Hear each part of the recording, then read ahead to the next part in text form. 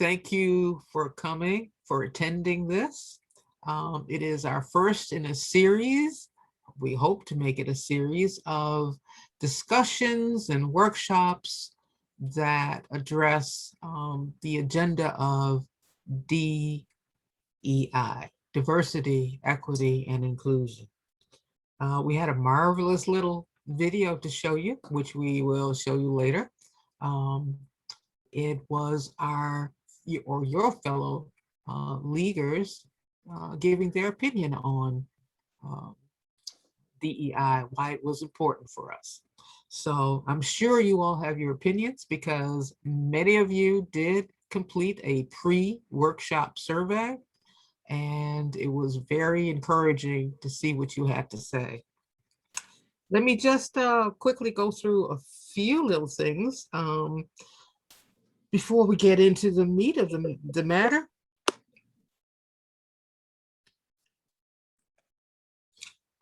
First of all, we will have you on mute most of the time, if I can get it out of my mouth. But in the breakout sessions, it may be an option for you not to be on mute. So you can talk freely at that point with raising your hands, etc. We are recording, but we are not going to be recording the breakout session, and we will not be recording the session that occurs afterwards, which is a report out of the breakout sessions. And it's not going to be really strictly a report out.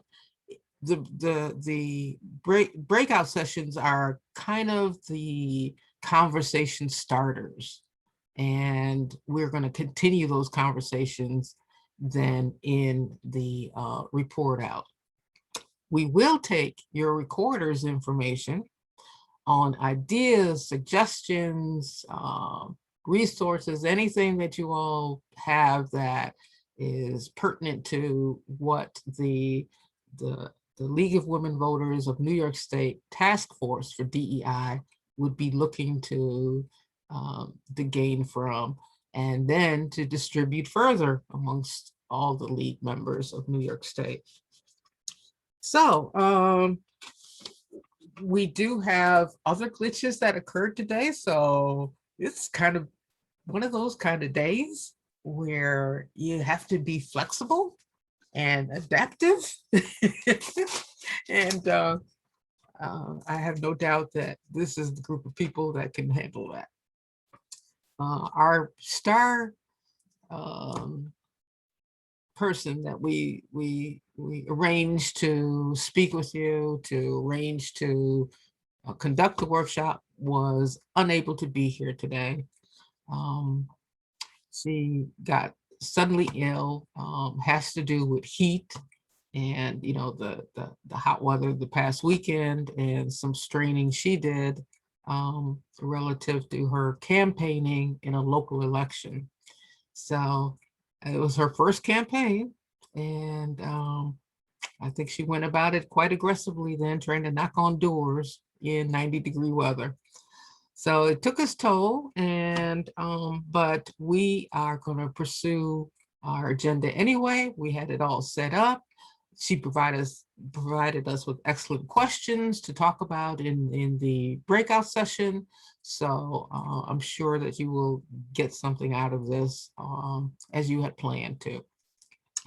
Anyway, we have a couple of wonderful people to address you all, to welcome you all.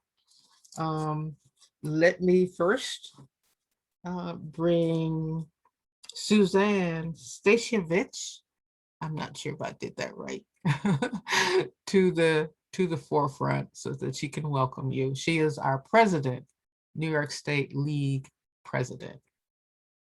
Suzanne, where are you? Welcome, everyone.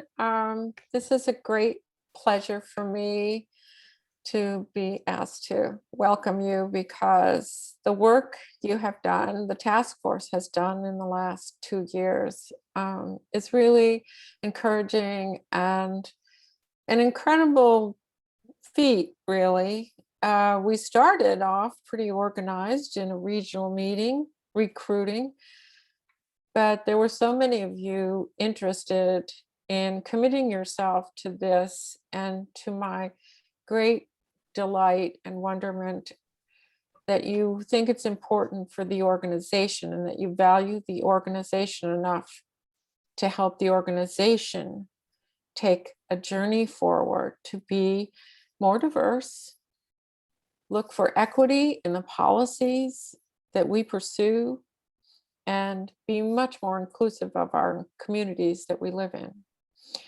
And I think your commitment and your commitment as volunteers, and knowing that this work is a personal commitment along with a public commitment, and the number of you who have committed yourself to this, the New York State League is going to really grow in the next few years, I think. And it'll be because of the work you've made a commitment to do and to think about, and your personal commitment to this work. So I want to thank you. I hope you enjoy the conversations today. The conversations are I think, such an important part of helping all of us grow and be more comfortable.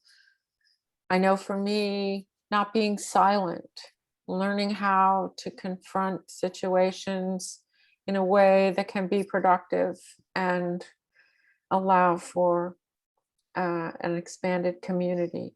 So I hope that you all get comfortable talking with each other and exploring what we need to do to move forward as an organization.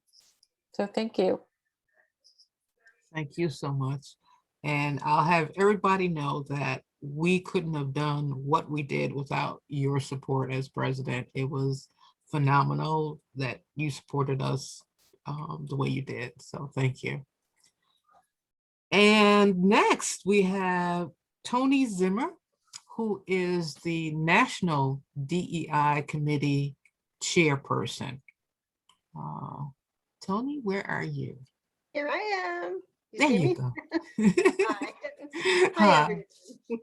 I just want to tell you how happy I am to be here today to help introduce your Diversity, Equity, and Inclusion workshop. Now, I'm no stranger to the state of New York. I was born in the Bronx, raised in Queens, and my husband was a professor who taught creative writing at SUNY Oswego. So we love to go to Watkins Glen for the vintage car race weekend with friends, and to the Finger Lakes for wine tasting trips over long, lazy weekends. So when I say I love New York, I really mean it. Thank you. Yeah, I do.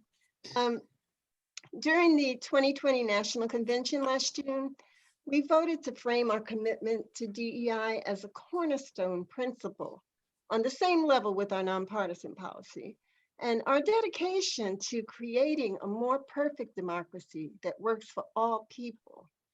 That demands that we fight for a more equitable world and apply a DEI lens to all of our work.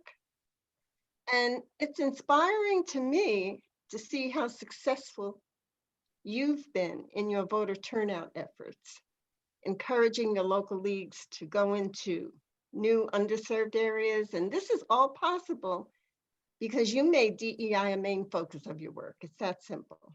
I mean, you participated in DEI work through the Making Democracy Work grant program. And you also had 9 local leagues participate in the Leaderosity training last year. That's huge. And we're having that again this next couple of years as well. So I was really happy to learn that the New York City League won the Storytelling Award at the 2020 convention for their census project. At the time, I didn't realize how much work had gone into it. I just didn't know. But the project applied a strong DEI lens to reaching out to communities in multiple languages. This is admirable. I mean, the League has printed and distributed county-specific early voting information in English, Spanish, Chinese, Bengali, and Korean. and with some local leagues also printing information in other languages. So your league reached out to state legislators to connect with community organizations that could help distribute foreign language information. I think it was in White Plains, the local league that worked with a Hispanic civic organization, El Centro Hispano, to distribute Spanish literature and to put up billboards with voting information in Spanish. That's just incredible. It's so cool. So congratulations to all of you for a job well done. And what I'm going to do might be a little weird because I know you're on mute, but I want to give yourselves a hand. So please clap. Let's hear it for yourselves. You know, there's always more that each of us can learn to expand our personal understanding of DEI, and more ways for us to grow through that understanding. Now, this is especially important as our country experiences increased acts of racial injustice and white supremacist actions. But I must say that I am so proud of Regina Tillman for the work she's done. Regina, the work you've done to help create our urgent racial justice resolution. I mean, the resolution has become an important part of our DEI charter, and we continue to ensure it is implemented. Regina and the Racial Justice Committee have been heavily involved in organizing leagues around the racial justice resolution. And there are many DEI resources available to enhance your DEI efforts here in New York. But many of you know that because you have a frequent presence on the monthly DEI webinars. A lot of you go and you attend those. So I want to thank you so much for all that you continue to do to support our DEI efforts. And I hope you enjoy your workshop today and have a very productive convention. Thank you so much for having me today. Thank you for joining us. And since there are thanks to go all around, let me just run through the list of names of folks that have been on the League of Women Voters New York State DEI Task Force, which essentially are the group of people that bring this to you. And I'm just going to go through first names and league because I don't want to mess up people's last names. So if you're out there, just wave. Gail, Albany County. Elizabeth, Buffalo, Niagara. Mary and Mary Margaret from Chautauqua. Terry from, and this got changed. I had originally something else.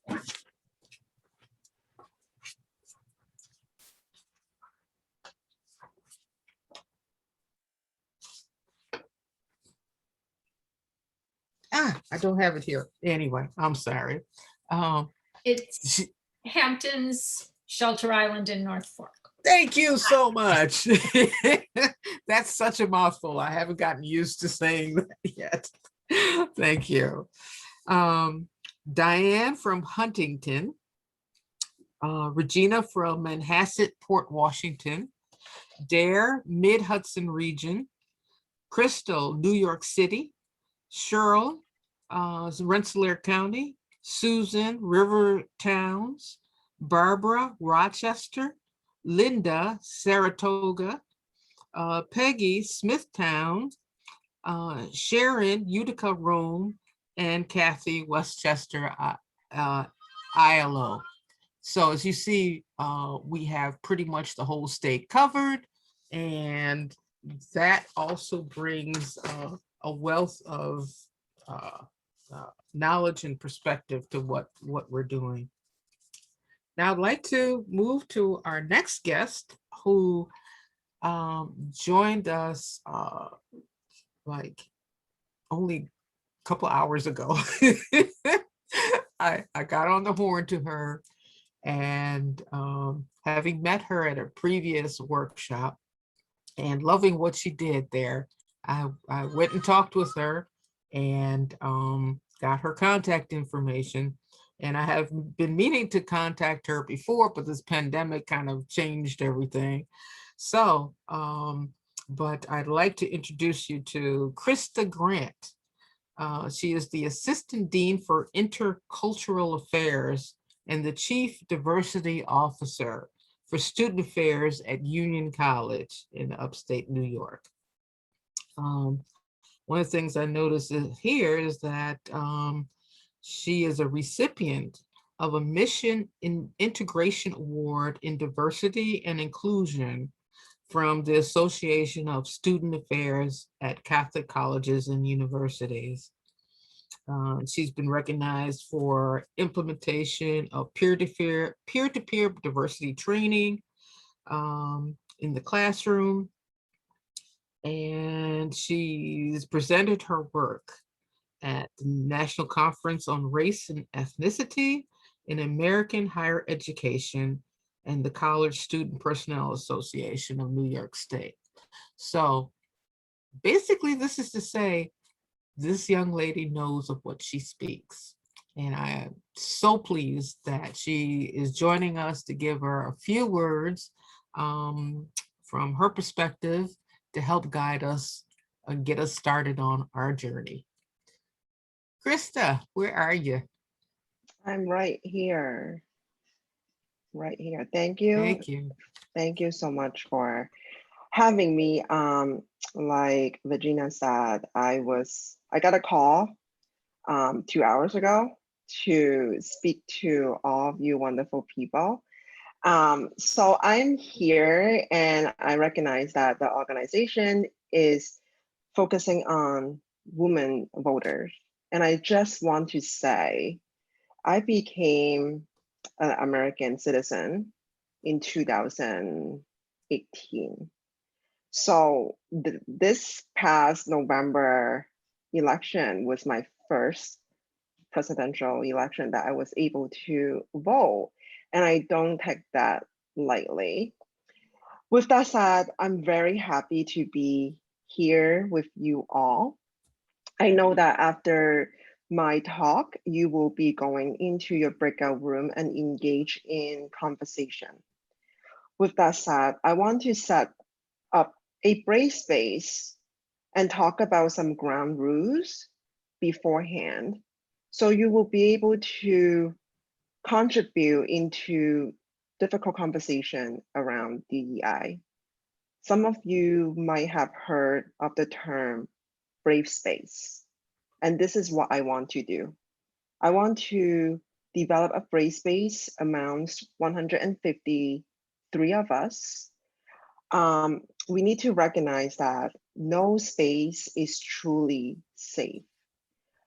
We come from all over New York State. Some of us may know each other, but we might not know each other on an individual basis. We don't know each other's stories. So we don't know what will trigger you, what your life experience is. So with that said, we will offer everyone with ground rules or guidelines to create a positive and harm-free space where everyone knows that there's a space for you to speak up, where your voice is appreciated, valued, and respected. We want to create a brave space for you to engage in dialogue around difficult and heavy topics like diversity, equity, and inclusion. We want deep conversations and not a debate. We are not here to argue who is right or who is wrong, but we are here to understand, learn, and develop relationships. Most importantly, especially for this league, we have to remember at the end of the day, we are in this together. So quickly, I'm going to put this in a chat. Those are the brave space, those are the ground rules or the guidelines that I would like each of you to think about and to apply when you go into your breakout room, right? Again, it's a dialogue, it's not a debate. When we go into a debate situation, nobody wins. and we want to be able to be having purposeful conversation. Use I statements, I think is very important to speak from your own perspective and you're not representing the entire population. Active listening and engagement. It is important for us to actively listen to each other and not to react and respond, but really reflect on your own personal perspective, digest what the other person is saying before you respond. Be open-minded with an open heart and no judgment. I think the next piece is very important, is how can we value and understand that there's confidentiality amongst all of us. So whatever, I know we're not in Vegas, but whatever said in the breakout room, stay in the breakout room, except when you're sharing out for what you have talked about. And also, what I mean by not sharing means not to share personal stories, right?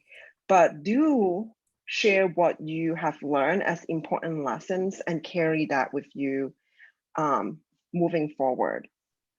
Oops and ouch. And if somebody says something that is offensive to you, that is a quick way to let the other person understand that what they said just now offended you, and you can have an offline conversation afterwards. One person at a time, so that nobody should be interrupting and let people finish their thoughts. Don't yuck my yum means that, in all of our experience, our own personal lived experience, just because it didn't happen to you, it didn't mean it didn't happen. So validate the person experience. And last but not least, which is something that I often talk about, is we have to lean into discomfort. The only place where we can learn is when we are feeling uncomfortable. So I encourage you to step outside of your comfort zone and talk and engage in a valuable conversation with your fellow colleagues. And with that said, we can start talking about beginning our journey towards a more equitable and inclusive organization without defining diversity, equity, and inclusion. I know it is important that we are all on the same page. So to define diversity, I will say diversity is other unique characteristics, perspectives, and life experience. It is beyond just our racial identity. We all contribute to diversity. No two people are alike. Even if you're twins or triplets, we all have different traits. Inclusion, creating an environment where all individuals contribute fully and feel valued, engaged, and supported so that they can reach their full potentials. What equity? I will define equity are the fair treatment, access, and opportunities so that they can be successful and to reach their full potential. So one of my favorite quotes in DEI is from LWVNYS, who is the VP for Inclusion Strategist for Netflix. And some of you might have heard what she said before in her tech talk, which is diversity is being invited to the party and inclusion is being asked to dance. I don't know about all of you, but I do love a good party, right? Hanging out with friends, dance. So I'm going to use the same analogy of the party to define what I will say in this sense, what equity would be. If we're using the party analogy, equity will be everyone who is at the party will have equal access to the VIP lounge, walk on the red carpet, and free champagne bottle services. So with that said, allow me to ask these questions. Who have you invited to the party? Who have you asked to dance?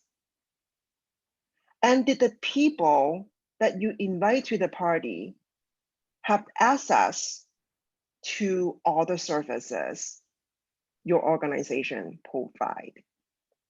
I think this is a question you will have to reflect on during your personal time or when you meet with one another. To quote Audre Lorde, there's no such thing as a single issue struggle because we do not live a single issue lives. Our intersectionalities make us who we are. Quite often, we only see the surface and neglected to think about the complexity of our identities, our individuality. We have developed a culture where we put people in boxes and think that we know their life stories by looking at them based on their appearance, how they dress, how they talk, how they behave. As a society, we are now, I don't want to say now, we have, for the last decade, we have become so much more polarized that we are not interacting with one another with empathy and an attempt to understand each other's stories and journey. So creating an equitable and inclusive organization requires commitment and collaboration.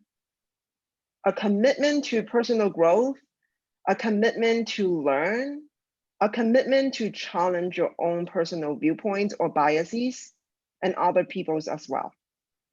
A commitment to work together to create change. Creating organizational change is not easy. It won't happen overnight. Creating a more equitable and inclusive organization requires collaboration. And in this case, from Long Island to Buffalo, you have to work together, right? As an organization itself, we must have a clarity of purpose, values, and vision. A question we need to ask ourselves is that, what is our shared vision?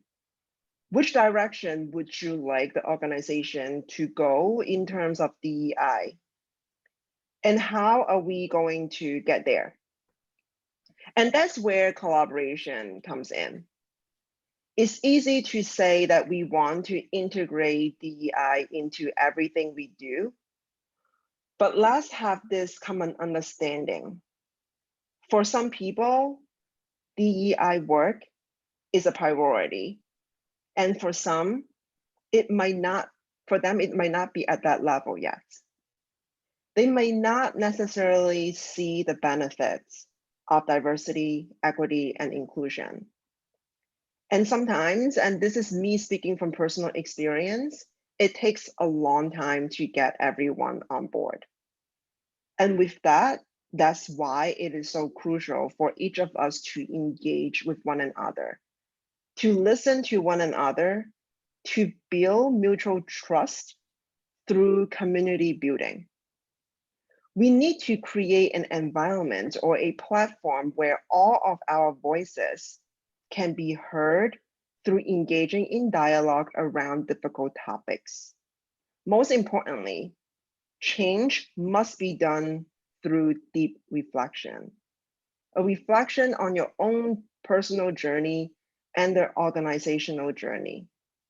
It requires us to be honest with ourselves and with each other. This means that we need to open our hearts and allow ourselves to be vulnerable and to listen to one another. We need to be willing to put our personal goals aside for the betterment of the organization. I think it's fair to say that these last 18 months have been a challenging and an awakened experiences for many people. COVID-19 have forced people to come into a pause and witnesses some of the injustices that took place in America. From the killing of George Floyd to Breonna Taylor, from the January 6th Capitol riots to the rising hate crimes against Asians. While Derek Derek Chauvin was found responsible for the death of George Floyd and will be receiving sentences. That was just a beginning to show us that we still have a long way to go as a country. We have a lot of work to be done, and we need to start small. Change can begin within our own community. Social justice is a goal and a journey. It is a process that we all need to continue to work on. Social justice requires us to take an intersectional lens to understand that DEI issue is not just about race. It is also about different marginalized identities that we all have, whether it is age, sexual orientation, gender identity, class, or disabilities. We must ensure that we are aware of our own advantages that we have because of who we are, and how are we going to use them to promote equity and inclusion? How can we be a change agent to advocates for others to serve the community at large? What is our personal responsibility to create a culture of diversity, equity, and inclusion? Having diverse people involved doesn't necessarily mean inclusion. If we are committed to building an inclusive and equitable organization, we must take a closer look and examine our practices. Do we invite underrepresented populations to join our organization or community? Are they heard? How are they contributing? Do we build meaningful relationships with our neighbors? Do we work in collaboration to combat injustices? We must talk the talk and walk the walk. And the time is now. And I will leave you with this final thought. Feeling belonged is a basic human need. And to begin the journey towards an equitable and inclusive organization, we must reflect on these questions. Do you feel that you belong? Do the members of the League of Women Voters of New York feel that they belong? Thank you. Thank you, Krista. That was marvelous. I think you touched upon everything I might have even thought to say to the group today. So thank you so much for that thorough presentation, and to get us started off on our journey with these considerations.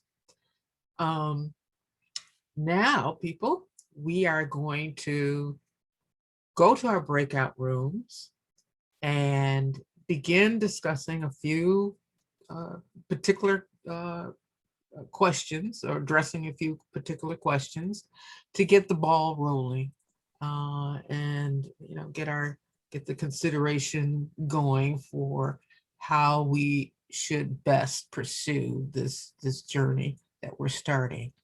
So we have Kathy, who's on standby to send you all to your rooms. I will be trying to visit them. So I'll be moving around, so you'll see me pop in, and we'll see you pop back in or back out in about a half an hour.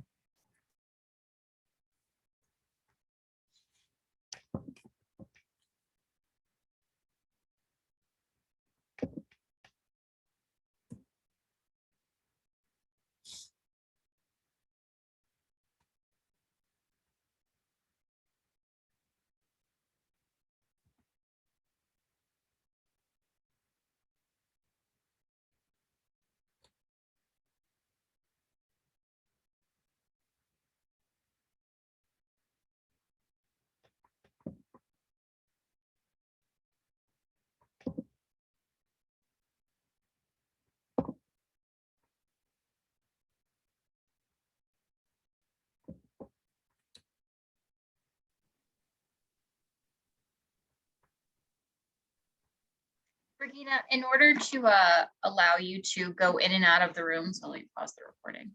They're voters as we operate within a diverse society. We will be more powerful and effective in representing that society if we embrace the elements of DEI. Diversity in our I'm Kathy Meany, President of the League of Women Voters of Westchester. Diversity is beyond differences in race, gender identity, age, or socioeconomic status. It could be differences of education or personal attributes, or even ways that we communicate.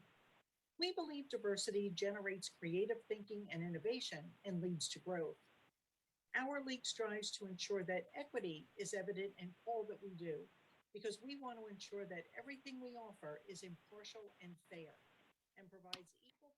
Hello, my name is Sharon Barboza, and I'm from the Utica Rome chapter of the League of Women Voters. Keeping diversity, equity, and inclusion in the forefront of our minds is vital to the mission of the League of Women Voters. We must invite all voices to join us.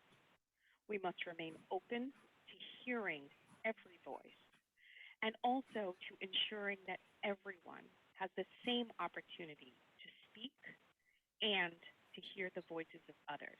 This is vital to our democracy. Standing in line, I heard a family discussion with this distraught teen saying, how can you honor him?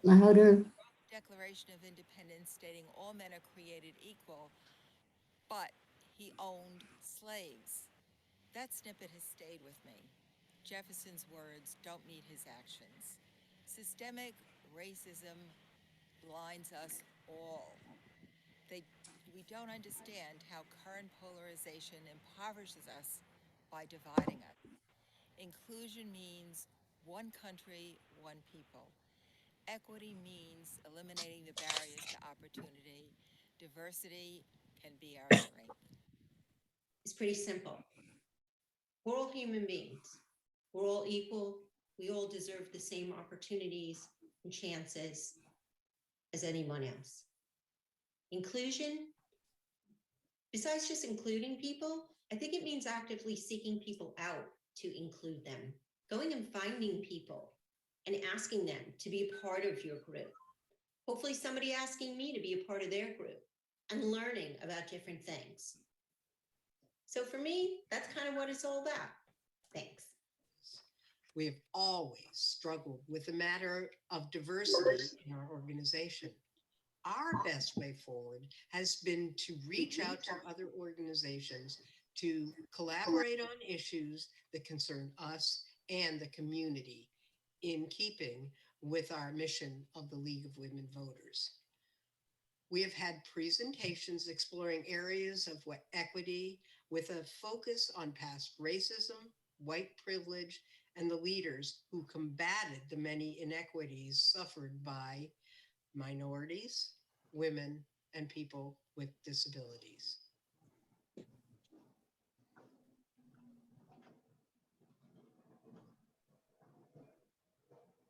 Hi, I'm Shirley Buell from the League of Women Voters of Rensselaer County.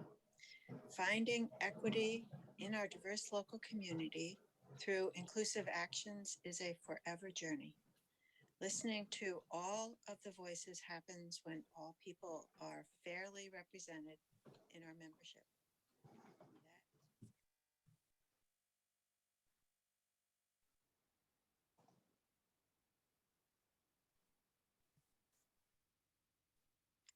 To include them, going and finding people. Okay. Volume issues on that one, but I had a headset on, so I could turn up the volume. And I think it was Patricia that recommended that you turn on your closed caption to catch it, just read it. Unfortunately, many of you all missed the lovely words being uttered by your fellow leaguers on DEI. So this will be available in different forms and shapes, and we will be modifying it and expanding it and all that kind of good stuff. Dorothy, you have your hands up? No? Oh, okay. All right. So sorry about that. Live and learn. I guess this is the day that we live and learn. Now we have a couple people that I want to put to the forefront that will help us explore some of the things that you all talked about in your rooms. And let's see, one of them is Krista Grant. Professor Grant is back with us. And from our planning team, we have Crystal Joseph. And who else did I want to have on this? Gail Volk and Linda McKinney. Alrighty. So we're just going to start off with the first question and ask the people that addressed it what they would like to contribute from their meeting.